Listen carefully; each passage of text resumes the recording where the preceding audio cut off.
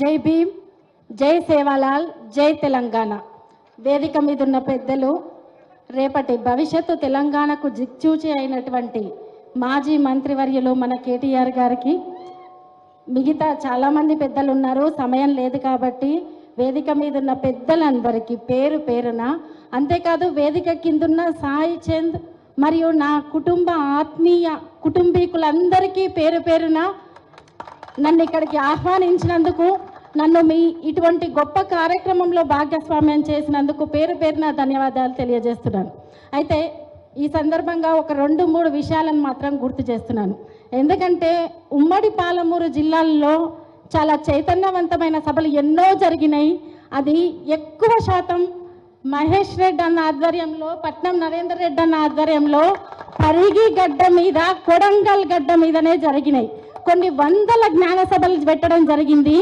నాకు బాగా గుర్తుంది, ఒక జ్ఞాన సభలో సాయి చంద్ మాట్లాడుతూ, ఇక్కడ దళిత బిడ్డలే కాదు, వేదిక మీద అన్ని కులాలు మతాలకు సంబంధించిన బిడ్డలు ఉండాలి, అంబేద్కర్ గారంటే ఒక వర్గానికి సంబంధించిన మనిషి కాదని చెప్పినప్పుడు, నెక్స్ట్ జ్ఞాన సభకు వచ్చినప్పుడు మైనార్టీ వర్గమైన ముస్లిం సోదరులు కూడా ఇక్కడ ఉండాలని చెప్పిండు, బీసీ బిడ్డలు ఇక్కడ ఉండాలని చెప్పిండు, తండా బిడ్డలు ఇక్కడ ఉండాలని చెప్పిండు, ప్రతి తండాలలో అంబేద్కర్ గారి విగ్రహాలు పెట్టాలని చెప్పిండు.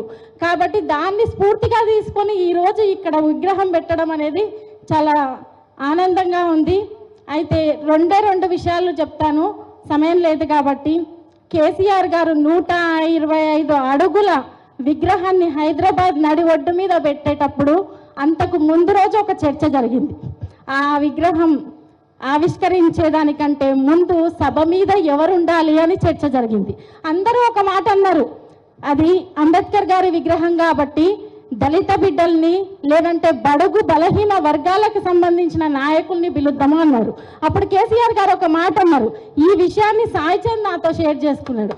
ఒకటి, అంబేద్కర్ గారు అంటే అందరి వాడు కాబట్టే అంబేద్కర్ గారిని విగ్రహాన్ని ప్రతి చోట, ప్రతి గ్రామంలో, ఊరికి చివర్లో పెడుతున్నారు కాబట్టి అంబేద్కర్ గారి గొప్పతనం చరిత్ర తెలవాలని చెప్పి నేను 125 అడుగుల విగ్రహాన్ని హైదరాబాద్ నడి ఒడ్డున పెడుతున్నా.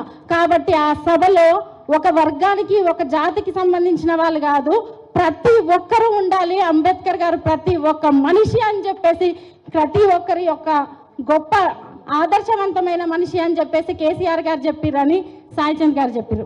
అంతేకాదు ఇంకొక చిన్న విషయం, అదే వేదిక మీద సాయి చంద్ గారు ఒక మాట అన్నాడు. ఎందుకంటే రాష్ట్ర క్యాబినెట్ మొత్తం ఆ వేదిక మీద ఉంది, గొప్ప గొప్ప నాయకులు ఆ వేదిక మీద ఉన్నారు, కేసీఆర్ గారు ఆ వేదిక మీద ఉన్నారు. కానీ ఒకే ఒక్క మాట, ఒక దళిత జాతిలో పుట్టిన ఒక కళాకారుడికి స్వేచ్ఛగా మాట్లాడే స్వేచ్ఛనిచ్చి, ఆ వేదిక మీద ఉన్న ఎవ్వరి గొప్పతనం కాదు, ఇది అంబేద్కర్ గారి గొప్పతనం అని నిలదించే అంత స్వేచ్ఛనిచ్చింది మాత్రం బీఆర్ఎస్ పార్టీ, కేసీఆర్ గారి అన్న సంగతి జాతి మొత్తం గుర్తుంచుకోవాలని చెప్తున్నాను. ఒక 2 చిన్న అంశాలు, అంబేద్కర్ గారు చెప్పింది ఒకటి, అంతరంగిక శక్తిని లేదో ఆత్మగౌరవాన్ని, ఈ రెండిటిని మనం పొందగలిగినప్పుడు చాలా బలంగా పనిచేస్తామని చెప్పిండు, వాటి కోసం చాలా బలంగా కొట్లాడాలని చెప్పిండు, వాటి కోసమే తన జీవితాంతం కొట్లాడిండు. జ్ఞానం అనే పునాది మీదనే మానవ వ్యవస్థ ఉంటుందని చెప్పిండు, కాబట్టి జ్ఞానాన్ని పొందమని చెప్పిండు.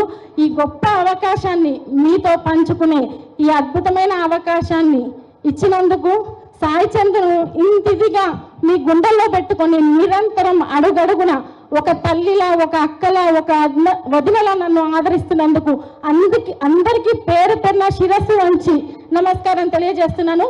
జై భీమ్, జై సేవాలాల్, జై తెలంగాణ. Thank you madam.